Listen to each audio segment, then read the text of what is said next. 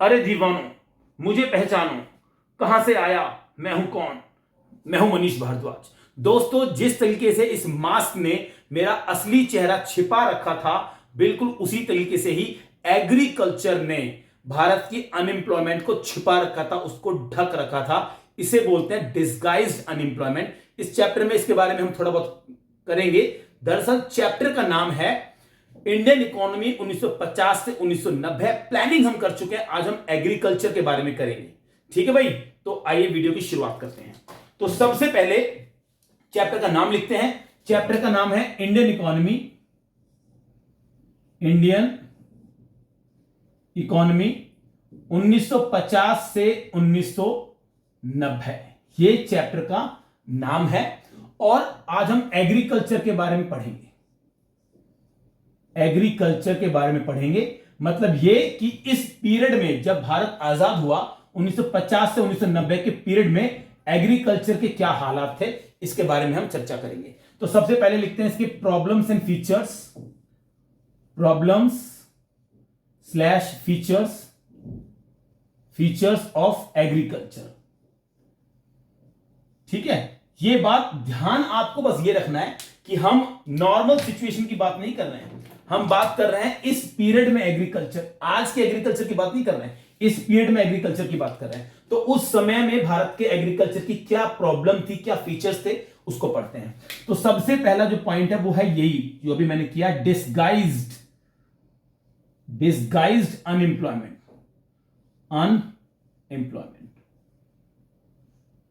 Unemployment. अच्छा, इसे क्या बोलते हैं? डिस्गाइज्ड वर्ड का मतलब ही होता है छिपी हुई बेरोजगारी। छिपी, ये पी, छिपी हुई बेरोजगारी। बेजो लिख दिया मैंने तो, बेरोजगारी। दरअसल इसका मतलब यह है कि एग्रीकल्चर ने भारत की बेरोजगारी को ढक रखा था, छिपा रखा था। होता यह है कि एग्रीकल्चर में क्या था कि भारत के बहुत सारे लोग एग्रीकल्चर में एंगेज थे, सभी लोग एग्रीकल्चर में लगे हुए थे। एक परिवार के 6-6, 7-7, 8-8 आदमी एग्रीकल्चर में लगे हुए हैं। दरअसल एग्रीकल्चर को जरूरत सिर्फ 4 आदमी की है और 5-6-8 आदमी उसमें काम कर रहे हैं। तो इसे बोलते हैं डिस्गाइज अनएम्प्लॉयमेंट। जितने लोगों की जरूरत होती है उससे ज्यादा लोग अगर कहीं काम करते हैं तो वो डिस्गाइज अनएम्प्लॉयमेंट कहलाता है। देखने से तो लग रहा है कि लोग काम कर रहे हैं, लोग एम्प्लॉयड हैं, लेकिन असल में वो एक्स्ट्रा लोग बिल्कुल भी प्रोडक्टिविटी जनरेट नहीं कर रहे हैं, प्रोडक्शन बिल्कुल भी नहीं कर रहे हैं। ये डिस्गाइज अनएम्प्लॉयमेंट होती है, छिपी हुई बेरोजगारी। ठीक है, अगर उसको थोड़ा बहुत लिखना भी चाहे तो आप लिख सकते हैं कि एक्स्ट्रा वर्कर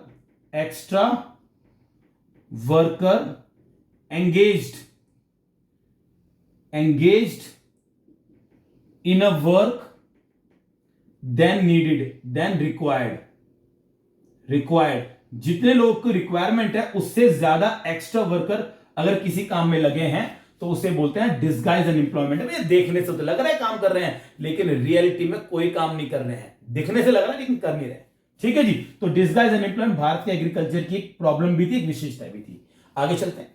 अगला जो पॉइंट है वो है सबसिस्टेंस फार्मिंग। ये भारत के किसानों की एक प्रॉब्लम ये थी एग्रीकल्चर की। सबसिस्टेंस का मतलब होता है जितना खाया उतने उगाया, या ऐसा कह सकते हैं कि किसानों के पास इतनी कम संसाधन होते थे या कम जमीनें होती थी कि वो उतना ही उगा पाते थे कि भैया खा सके पूरे साल भर, गेहूं या चावल जो भी है। मतलब जितना भी उनके खेत में अनाज हुआ है उस अनाज को अपने घर में टंकी में भर लेते थे और पूरे साल भर उससे चक्की से आटा पीस के जो है वो खाते रहते थे। मतलब बेचने के लिए प्रोडक्शन नहीं होता था, प्रोडक्शन बहुत कम था। Subsistence farming. ठीक है जी। अच्छा, किसानों के दिमाग में भी नहीं आया था, उनको पता नहीं था कि भैया एग्रीकल्चर का इस्तेमाल जो है प्रोडक्शन को बेचने के लिए भी होता है। दिमाग में वो अंग्रेजों ने भारतीय के लोगों के दिमाग में डाला था ये बात। ठीक है, लेकिन फिर भी ज्यादातर किसान सबसिस्टेंस फार्मिंग में करते थे। इसको लिख सकते हैं प्रोडक्शन फॉर सेल्फ कंजप्शन, सिर्फ खुद जितना खा पाए उतना ही अनाज उगाना खेतों के अंदर। प्रोडक्शन फॉर सेल्फ कंजप्शन कह सकते हैं, प्रोडक्शन फॉर सेल्फ कंजप्शन, इसे बोलते हैं सबसिस्टेंस फार्मिंग। ठीक है, तीसरा पॉइंट है outdated technology. Outdated technology, outdated technology कितना सिंपल सा मतलब है भाई। देखो आज भारत के किसानों के पास, आज की बात करें 2023 की बात कर रहे हैं, सब कुछ है। ट्रैक्टर भी है, कल्टीवेटर भी है, बड़े बड़े आधुनिक उपकरण भी हैं। जैसे आजकल तो कंबाइन एक मशीन आ गई है जो सारे काम करती है, मतलब हार्वेस्टिंग से लेके सोइंग ऑफ सीड्स, बीज बोने से लेके हार्वेस्टिंग तक सारे काम कंबाइन करती है ना। लेकिन उस जमाने में 50 से 90 की बात करें, उस जमाने में आउटडेटेड टेक्नोलॉजी थी। भारत के पास जो था हल था, जो है ना लकड़ी का हल था, 2 बैल थे, तो टेक्नोलॉजी बहुत कम थी। तो ये भारत के एक एग्रीकल्चर की प्रॉब्लम थी, एक फीचर था। ठीक है, तो क्या लिखें इसके अंदर, लिखेंगे मतलब आउटडेटेड टेक्नोलॉजी, मतलब कह सकते हो प्लो जो था भारत का, प्लो जो था वो हल जो था वो था, और बैल थे, है ना, बैल थे। इसी से बेचारे किसान कुछ ना कुछ काम किया करते थे। आगे चलते हैं, 3 पॉइंट ये हो गए। चौथा पॉइंट इसको मिटा के लिखेंगे, चौथा पॉइंट इसको मिटा के लिखेंगे, ये 3 पॉइंट हो गए हमारे। उसके बाद हम कह सकते हैं स्मॉल लैंड होल्डिंग्स। चौथा पॉइंट इसका बनता है small land holdings, small land holdings. Small land holding मतलब छोटे छोटे खेत, छोटे खेत हुआ करते थे। आज भी छोटे खेत हैं, और भारत में छोटे खेत होने की वजह यह है कि एक परिवार होता था, परिवार में 4 भाई हैं, तो चारों भाई में वो खेत बंट जाएंगे, फिर उन 4 भाइयों के और बच्चे होंगे, उनमें खेत जो क्या बोलते हैं डिस्ट्रीब्यूट हो जाएंगे, बंट जाएंगे। तो ये एक बड़ी प्रॉब्लम भारत के किसानों की थी, छोटे छोटे खेत होते थे। जबकि विदेशों की बात करें तो विदेशों में बड़े बड़े फार्म लैंड होते थे, और बड़े फार्म लैंड पर एग्रीकल्चर करना कंपैरेटिवली आसान होता है, कॉस्ट भी कम आती है। छोटे फार्म लैंड पर छोटे जो खेत होते हैं उनमें कॉस्ट भी ज्यादा आती है और प्रॉब्लम भी बहुत होती है। तो भैया एक तो ये वाली प्रॉब्लम थी। 5वां पॉइंट था ओवर डिपेंडेंस ऑन मॉनसून। भाई पूरी तरीके से डिपेंडेंट, आज की तरह थोड़ी है कैनाल निकाल ली है, कुएं खोद लिए हैं, ट्यूबवेल खोद लिए हैं, पानी का इंतजाम आज हो जाता है, ऐसा नहीं था। उस जमाने में 50 से 90 की बात कर रहे हैं, सब कुछ डिपेंडेंट था मॉनसून के ऊपर। रेनफॉल होगा, मॉनसून होगा, अच्छा मॉनसून हुआ तो फसल अच्छी होगी, अगर मॉनसून अच्छा नहीं आया तो फसल खराब हो जाएगी, फसल बर्बाद हो जाएगी। तभी तो देखो ना आप, कितने ज्यादा फिल्मी गाने बने हैं, काले मेघा पानी तो बरसाओ, मतलब बस काले मेघा की बाढ़ देख रहे हैं कि बस पानी बरस जाए, खेत अच्छा हो जाए और हमारी जिंदगी पार हो जाए, है ना। हवन होते थे, यज्ञ होते थे, इंद्र भगवान को जो खुश करने के लिए यज्ञ वगैरह होते थे, और बलि, कई बार तो बलि भी दी, बताओ ये कुप्रथाएं भी यहीं से शुरू हुई हैं, बलि भी दी जाती थी भारत के अंदर, मतलब भगवान को खुश करने के लिए, ताकि बारिश हो जाए। तो बहुत ओवर डिपेंडेंस था मॉनसून के ऊपर। आज ऐसा नहीं है, आज अगर मॉनसून थोड़ा खराब भी हो जाए कोई दिक्कत वाली बात नहीं है, हम इंडिया वाले मैनेज कर लेंगे। आज इतने इरिगेशन के साधन भारत के पास हैं, सिंचाई की सुविधा भारत के पास है। आगे चलते हैं, अगला पॉइंट है कॉन्फ्लिक्ट बिटवीन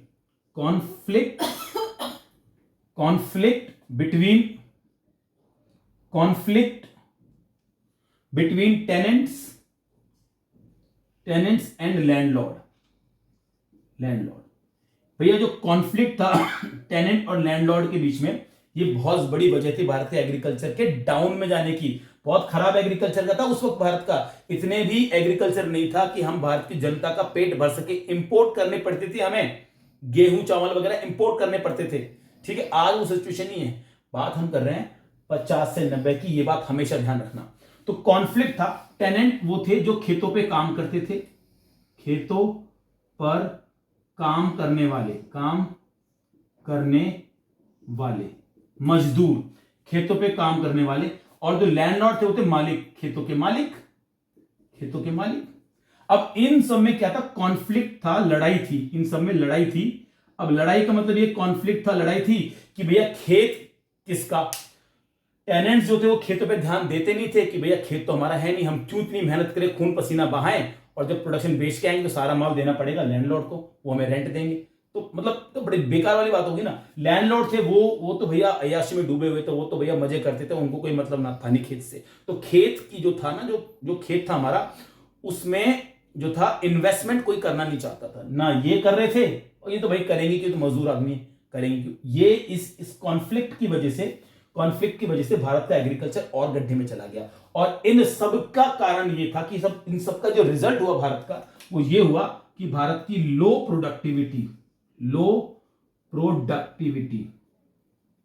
प्रोडक्टिविटी भारत के एग्रीकल्चर की बहुत लो थी, बहुत ही कम थी। एक खेत से जितनी उपज थी वो बहुत कम थी। उपज बहुत कम थी, उपज बहुत कम थी। एक खेत की जो उपज थी वो बहुत ही कम थी। उपज मतलब प्रोडक्टिविटी, एक खेत से जो टोटल आउटपुट था वो बहुत कम था। इसको बोल सकते हैं पर एकरेज जो थी, स्पेलिंग थोड़ी मिस्टेक हो गया यार, ये नहीं आएगा, पर एकरेज थी वो कम थी। ठीक है, ये वाला पॉइंट है। तो ये हमारे 7 पॉइंट हो गए हैं जो हमें बताते हैं कि एग्रीकल्चर की विशेषता भी यही थी और यही एग्रीकल्चर की प्रॉब्लम भी थी। अब देखो, क्योंकि देश आजाद हो चुका है तो अब हमें कुछ करना पड़ेगा। अब हम ये बहाना नहीं बना सकते कि अंग्रेजों ने भारत के एग्रीकल्चर को गड्ढे में डाल दिया, उन्होंने वो कर दिया। भाई इस पीरियड में अब तो भारत आजाद हो गया, अब तो कुछ करो। तो सरकार ने एग्रीकल्चर को दुरुस्त करने के लिए, एग्रीकल्चर को अच्छा करने के लिए कई सारे काम किए। उन सभी रिफॉर्म्स में सुधार किए। उनको 2 कैटेगरी में बांट सकते हैं। अभी जरा करते हैं इसको। ठीक है, तो ये मैं इसको मिटा देता हूं, यहां से मैं इसको मिटा दिया, ये इसको मिटा दिया यहां पे। तो सरकार ने क्या किया, तो रिफॉर्म्स इन एग्रीकल्चर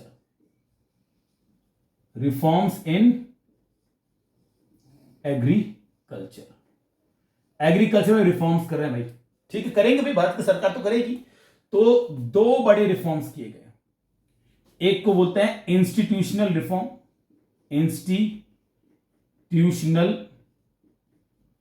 रिफॉर्म्स बोलते हैं, और एक को बोलते हैं टेक्निकल रिफॉर्म्स।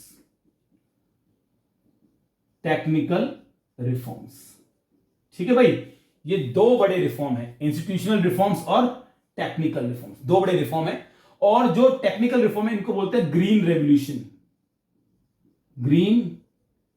रेवोल्यूशन। ये बचपन में पढ़ा होगा आप लोगों ने, है ना, ये ग्रीन रेवोल्यूशन है।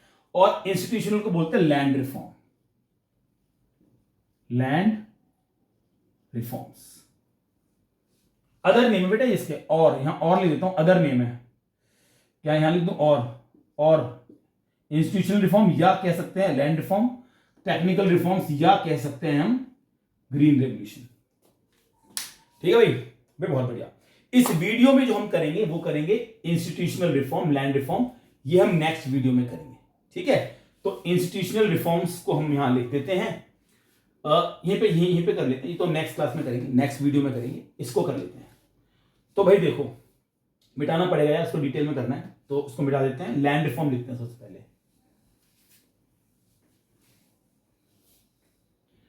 तो यहां लिख देते हैं हम लैंड रिफॉर्म्स,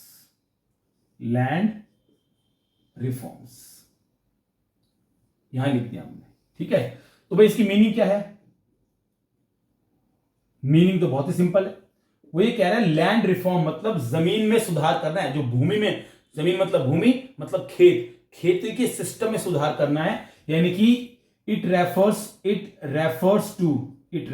टू मेनली क्या करेंगे, mainly change in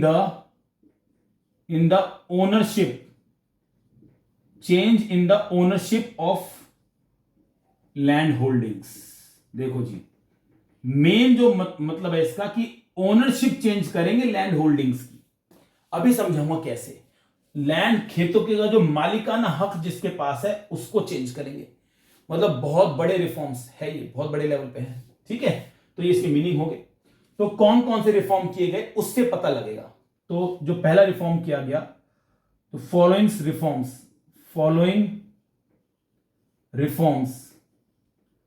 reforms were done. भाई ये पहला रिफॉर्म किया गया। पहला रिफॉर्म किया गया एबोलिशन ऑफ इंटरमीडियरीज। अब यहां समझते हैं ये है क्या। देखो जी, इंटरमीडियरीज जो है वर्ड, उसका मतलब होता है जमींदारी सिस्टम, जमींदार। और एबॉलिशन का मतलब होता है खत्म करना, खत्म करना।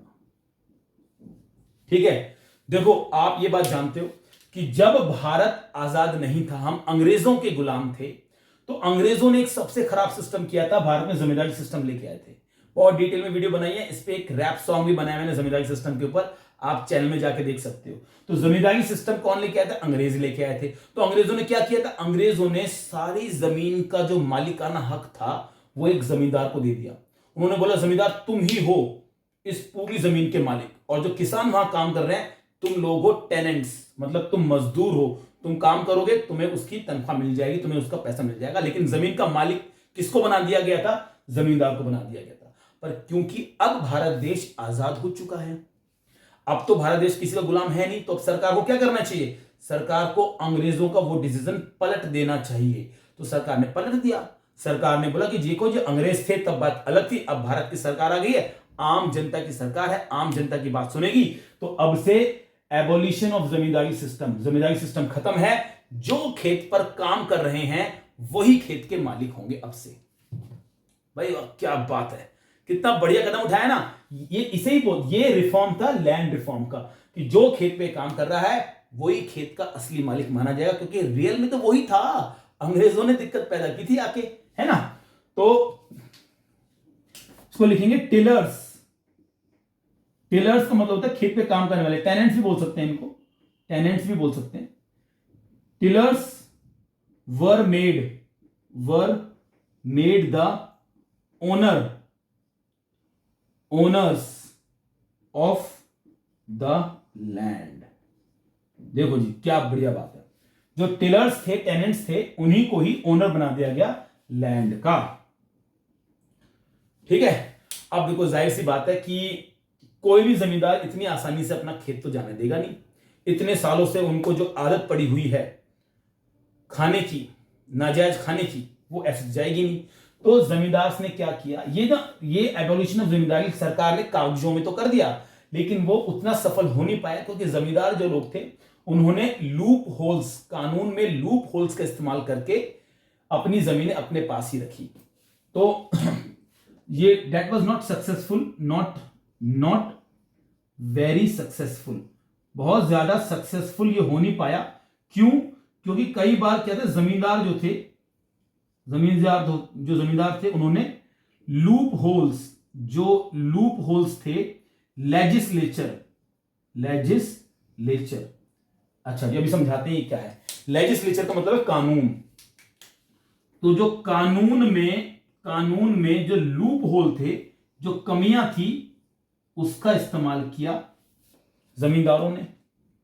क्या इस्तेमाल किया भाई? कई बार क्या था, जो जमींदार थे वो खुद ही कल्टीवेटर बन गए। जमींदार जो थे वो बोला हम ही कल्टीवेटर है।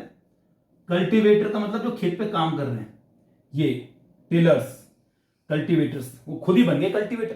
भाई खेत में चढ़े, खेत में पहुंच गए, सर में बांध लिया उन्होंने, वो क्या बोलते हैं उसको, एक कपड़ा बांध लिया और वो खुद ही हल चलाने लग गए। भाई उस जमाने में इतने ज्यादा कागज वागज होते नहीं थे, इतने डॉक्यूमेंट्स होते नहीं थे, आधार कार्ड उस वक्त आया नहीं था, तो ये पता लगाना मुश्किल था कि भैया कौन वहां पे काम कर रहा है। तो एविडेंस वगैरह होते नहीं थे, है ना, इतना सब नहीं चलता था। वो कब की बात कर रहे हैं भाई, 50 से 90 की बात कर रहे हैं। तो उस जमाने में इतना कुछ एविडेंस होता नहीं था, तो काम चल गया। इन वो खुद ही कल्टीवेटर बन गए, हम ही कल्टीवेटर है, हम ही है, हम पे अत्याचार हुआ है, तो भाई उनको मिल गई जमीन। ये उन्होंने किया। ठीक है, अच्छा यहां 2 आएगा, नंबर 2 आएगा। इसका बहुत फायदा, ये जो जमींदारी सिस्टम का अबॉलिशन का था, इसका बहुत फायदा मिला नहीं। जो रियल पुअर लोग थे उनको इसका फायदा नहीं मिल पाया। ठीक है, तो नॉट फॉर रियल पुअर, जो ज्यादा गरीब लोग थे, पुअर लोग थे, उन तक इसका फायदा नहीं पहुंचा। ठीक है, तो ये पहला पॉइंट था एबोलिशन ऑफ जमींदारी, ये आपने लिख लिया होगा, है ना, आपको समझ में तो आ ही गया होगा। अब आगे चलते हैं। अगला जो पॉइंट है इसका रिफॉर्म्स का, वो है लैंड सीलिंग। सबसे इंपॉर्टेंट पॉइंट है लैंड सीलिंग, उसको करेंगे। ये हमने मिटा दिया।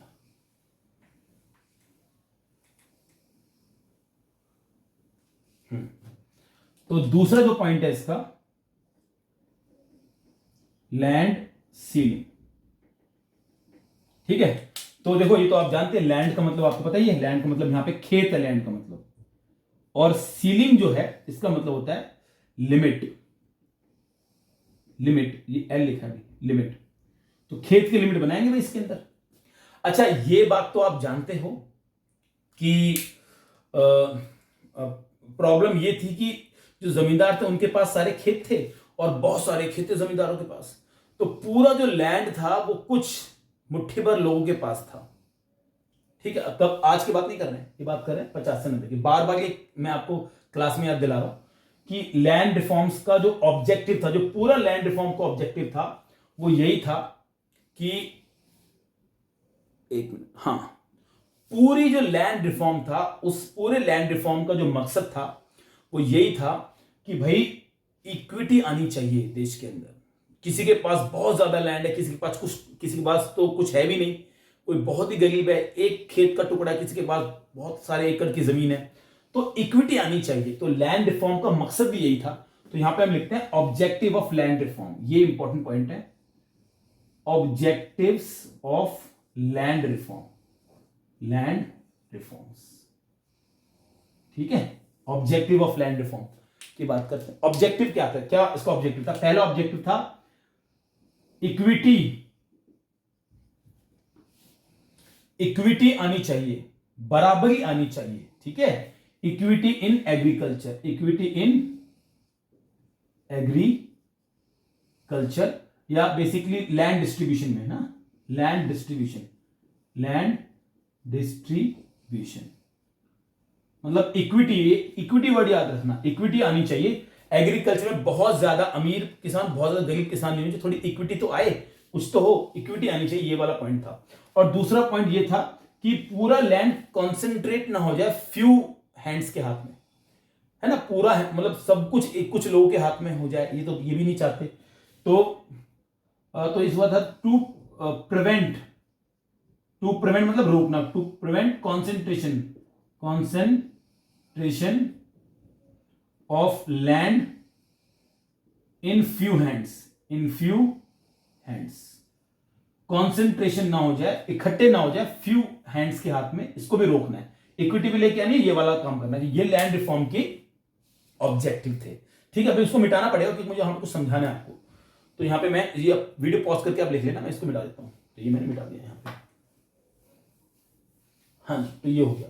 अब हम वापस लौटते हैं अपने इस वाले पॉइंट पर, लैंड सीलिंग।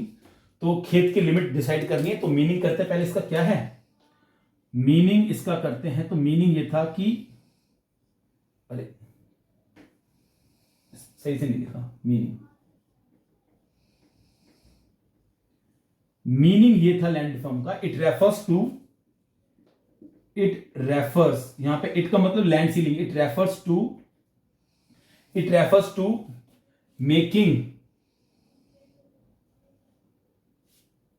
मेकिंग वर्ड ठीक नहीं है, it refers to making word ठीक नहीं है, it refers to specific limit of land, it refers to making ही ठीक है। कई बार हो जाता है यार, जो बनाते हैं ना, जो डेफिनेशन बनाते हैं, तो कई बार इसके फॉर्मेशन में दिक्कत आई जाती है। It refers to making the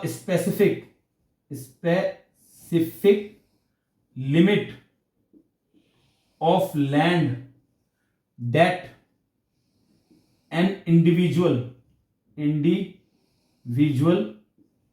can own. देखो ये हुई ना बात, इन्होंने एक स्पेसिफिक लिमिट को बनाया, या मेक कह सकते हो, या उन्होंने इंपोज किया, वो एक कानून बनाया, लॉ बनाया कि एक व्यक्ति के पास, एन इंडिविजुअल के पास स्पेसिफिक लिमिट ऑफ लैंड ही हो सकता है, उससे ज्यादा नहीं हो सकता। और अगर सरप्लस लैंड हुआ, सरप्लस मतलब जो सरकार ने लिमिट बनाई है उससे ज्यादा अगर लैंड हुआ आपके पास, तो वो आपसे ले लिया जाएगा और लैंडलेस लेबरर्स, गरीब किसानों को दे दिया जाएगा, जिनके पास वो खेत नहीं, जिनके पास जमीन नहीं, उनको दे दिया जाएगा। ठीक है, surplus land would be taken, वो ले लिया जाएगा by the government and given to landless labourers, landless labourers, जिनके पास जमीन नहीं है। लैंडलेस लेबरर्स मतलब जिनके पास जमीन नहीं है, जिनके पास जमीन, ये शायद आपको दिख नहीं रहा होगा, ये बहुत जमीन में चला गया, जमीन नहीं है, नहीं है, उनको दे दिया जाएगा। ठीक है, taken by the government, surplus का मतलब है उस लिमिट से ज्यादा। अगर आपके पास सरकार की लिमिट से ज्यादा लैंड है तो सरप्लस लैंड बोलेंगे, वो ले लेगी सरकार और दे देगी गरीबों को। ठीक है, अब भाई मुझे ये बताओ, अगर आप यहां तक वीडियो तक पहुंच ही चुके हो तो मुझे ये बताओ आप कि कौन ऐसा होने देगा भाई। भाई सरकार जमीनें छीन रही है, जमींदारों के छाती पे सांप नहीं लौटेंगे? वो होने देंगे ऐसा? भाई बिल्कुल नहीं होने देंगे, लड़ जाएंगे, मर जाएंगे। अच्छा, अब ये बहुत ही इंटरेस्टिंग केस हुआ वहां पे। अब लोगों को पता लगा कि ये हो रहा है, भाई लोगों में हड़कंप मच गया। अब कई जिनके पास बहुत सारा लैंड था भाई, वो तो डर गए कि भाई अब क्या होगा। तो एक केस हुआ, मैं आपको समझाता हूं। वो एक केस हुआ, वो था गोलकनाथ ब्रदर्स, हेनरी और विलियम गोलकनाथ, दो ब्रदर्स थे पंजाब में। भाई उनके पास 500 एकड़ की जमीन, 500 एकड़ की जमीन थी उनके पास। और सरकार ने, पंजाब की सरकार ने लॉ बना दिया कि भैया लैंड सीलिंग लेके आ रहे हैं तो एक बंदे के पास 30 हो सकती है, 30 लैंड होल्डिंग्स हो सकती है। एक के पास 30, दूसरे के पास 30, 60, 30 उसकी 30 उसकी, 60 लैंड होल्डिंग हो सकती है। और बाकी की जो आपकी बच गई है, कितनी बच गई? 440 बच गई। 440 सरकार ले लेगी, 440 खेत सरकार ले लेगी और वो गरीबों में बांट देगी। तो भाई वो होने देंगे? नहीं होने देंगे ना। तो भाई दोनों भाई गोलकनाथ ब्रदर्स चले गए सुप्रीम कोर्ट के पास, और सुप्रीम कोर्ट जाके कहते हैं कि सरकार का क्या हक है हमारी जमीनें छीनने का, क्योंकि कानून ने हमें हक दिया है। वो जो गोलकनाथ है वो कह रहे हैं कानून ने हमें हक दिया है कि हमारा ये फंडामेंटल राइट है, समझ रहे हो। और यस, उस वक्त राइट टू प्रॉपर्टी एक फंडामेंटल राइट हुआ करता था। तो उन्होंने सुप्रीम कोर्ट में बोला कि जब हमारा कॉन्स्टिट्यूशनल राइट है, हमारा संवैधानिक अधिकार है राइट टू प्रॉपर्टी, तो सरकार छीन कैसे सकती है। तो भाई बड़ी भसड़ मची इस मामले में, मतलब बहुत ज्यादा एक लंबा केस चला गया। इसी वजह से जो लैंड सीलिंग था वो प्रोसेस डिले होता चला गया, और इसी का फायदा उठाकर लोगों ने क्या किया, अपने खेत अपने रिलेटिव्स के नाम कर दिए, बुआ के, फूफा के, बेटे के, पोते के, सबके नाम कर दिए। और सबके नाम कर दिए तो एक बंदे के नाम होने चाहिए 30, तो एक बंदे के नाम 30 है ही, बाकी सब उन्होंने बांट दिए, अपने रिश्तेदारों में बांट दिए। तो इस तरीके से कानून के लूप होल्स का इस्तेमाल करते हुए लोगों ने लैंड सीलिंग को, समझ गए ना, लैंड सीलिंग को फेल कर दिया। ठीक है, तो ये है लैंड सीलिंग का मतलब, मीनिंग, और ये इनमें फेल हो गया था। चलिए ठीक है, अब एक छोटा सा टॉपिक और कर लेते हैं। तीसरा जो पॉइंट है वो आता है आपका consolidation of land holdings, consolidation of land holdings. ठीक है, शायद पहुंच गया होगा लैंड होल्डिंग्स वहां पे। ठीक है, कंसोलिडेशन ऑफ लैंड होल्डिंग्स मतलब इकट्ठा करना। कंसोलिडेशन का मतलब क्या होता है? इकट्ठा करना। यहां लिख देते हैं हम, इकट्ठा करना, इकट्ठा करना, इसको इकट्ठा करना बोलते हैं। ठीक है, तो भाई ये जो इकट्ठा करना है, ये बड़ा, सरकार ने सोचा बहुत अच्छा था, लेकिन क्या है, सरकार की चलने कौन दे रहा है? सरकार की कोई नहीं चलने दे रहा भाई। तो जनता ही थी जो भारत की, जो थोड़ी समझदार नहीं थी उस वक्त, आज भी नहीं है, खैर आज भी कुछ ज्यादा हालात बदले नहीं है। इकट्ठा करना, अब देखो इसका मतलब यह है कि मान लीजिए यहां पे एक भाई है रोहित, और एक रोहित है और एक है मोहित, भाई नहीं है, दोनों दोनों पड़ोसी है मान लीजिए। ठीक है, तो एक खेत यहां पे है रोहित का और एक खेत यहां पे मोहित का। ये रोहित का खेत है और ये मोहित का खेत है, और यहां से लगभग 2 किलोमीटर दूर यहां पे जो एक खेत है वो रोहित का है, और यहां पे जो एक खेत है वो मोहित का है ना। 2 किलोमीटर का फासला है इनके बीच में, और ये रोहित का खेत, मोहित का, रोहित का, मोहित का। आप समझ ही होंगे अब तक मैं क्या कहना चाहता हूं। सरकार ने बोला कि यार एक जगह कर लो अपने खेत, ये दोनों खेत ले लेगा रोहित, ये दोनों खेत ले लेगा मोहित, एक्सचेंज कर लो, खेतों को एक्सचेंज कर लो। कितना बढ़िया आइडिया है भाई, समय बचेगा, कॉस्ट कम हो जाएगी, प्रॉफिट ज्यादा होगा, बड़ा लैंड हो जाएगा, ज्यादा अच्छे से काम कर पाओगे, मैनेज करना अच्छा हो जाएगा। सरकार ने कितना बढ़िया आइडिया दिया, पर भाई भारत की जनता मानती कहां है? भारत की जनता को सूट नहीं कर रहा ये, और पड़ोसी का फायदा होकर देखना नहीं चाहता, आज भी नहीं देखते। उस जमाने की बात अलग है, 50 से 90 की बात करते हैं। और अंधविश्वास और ज्यादा कि भाई मैं खेत कैसे दे दूं मोहित को, रोहित कह रहा है मैं खेत कैसे दूं मोहित को, भाई मेरे खेत में जो है मैंने खाद अच्छी डाली हुई है, मेरे पूर्वजों ने इतना ज्यादा इसके अंदर काम किया हुआ है कि ये खेत तो भाई सोना उगलता है, सोना, मैं कैसे दूं मोहित को, मैं तो नहीं दूंगा। मोहित कह रहा है मैं नहीं दूंगा रोहित को, क्यों दे दूं भाई, मेरे दादा के परदादा खेत में काम करते मरे थे, उनका आशीर्वाद खेत के अंदर है, उनकी मिट्टी मिली हुई खेत के अंदर नहीं देंगे भाई। अलग अलग तरह के सिस्टम, इसकी मिट्टी खराब है, इसका ये खराब है, वो खराब है, करते के बहाने। और जब सरकार आए ये काम करवाने के लिए, सरकार को मार के भगा दे। पटवारी होता है, पटवारी आते थे गांव में तो डर के भाग जाते, ये बहुत पुराने सिस्टम की बात है, हमें हमारे दादाजी बताते थे कि पटवारी आते थे तो मार के भगा देते, ये लैंड सेटलमेंट कभी हो ही नहीं पाई। तो भाई कंसोलिडेशन एक अच्छा आइडिया था सरकार का, लेकिन ये आइडिया भी जनता ने फेल कर दिया। ठीक है, तो भाई ये 3 बड़े लैंड रिफॉर्म्स, एवोल्यूशन ऑफ क्या था, इंटरमीडिएटली जमींदारी, दूसरा था आपका ये वाला लैंड सीलिंग, और तीसरा कंसोलिडेशन ऑफ लैंड होल्डिंग। ये तीनों के तीनों लैंड जो रिफॉर्म से सरकार की बहुत अच्छी सोच थी, सब कुछ सही चल रहा था, लेकिन जनता ने इसको विफल कर दिया, जनता ने इसको सक्सेस नहीं होने दिया, इसलिए लैंड रिफॉर्म पूरे देश में पूरी तरीके से फेल हो गए। ठीक है, तो यहां लिखना पड़ेगा land reforms were failed, land reforms were failed, yes हम लिख सकते हैं। लेकिन फिर भी 2 राज्य ऐसे थे जहां लैंड रिफॉर्म सफल हुए। ठीक है, नहीं दिया किसानों को जमीन का हक, जमींदारों ने सरकार के सारे अरमा मसल दिए, यहीं से शुरू हुआ दौर करप्शन का। फिर भी 2 राज्यों ने लैंड रिफॉर्म सफल किए, जहां लैंड रिफॉर्म सफल हुए, और उन 2 राज्यों के नाम है ये, एक और एक 2, एक था केरला और एक था वेस्ट बंगाल। इन 2 राज्यों में लैंड रिफॉर्म्स वर फेल्ड, या फेल्ड को हटा देते हैं, land reforms were successful, positive लिखते हैं ना भाई, land reforms were successful in Kerala and West Bengal. Land reform 2 राज्यों में सफल हुए, केरला में और वेस्ट बंगाल में। अच्छा, इसका कारण यह नहीं था कि वहां की जनता बहुत शरीफ थी, जनता ने कहा ठीक है ओके भाई, वहां की सरकारों ने लॉ को बहुत तगड़ी तरीके से इंप्लीमेंट करवाया, गवर्नमेंट ने इंप्लीमेंट करवाया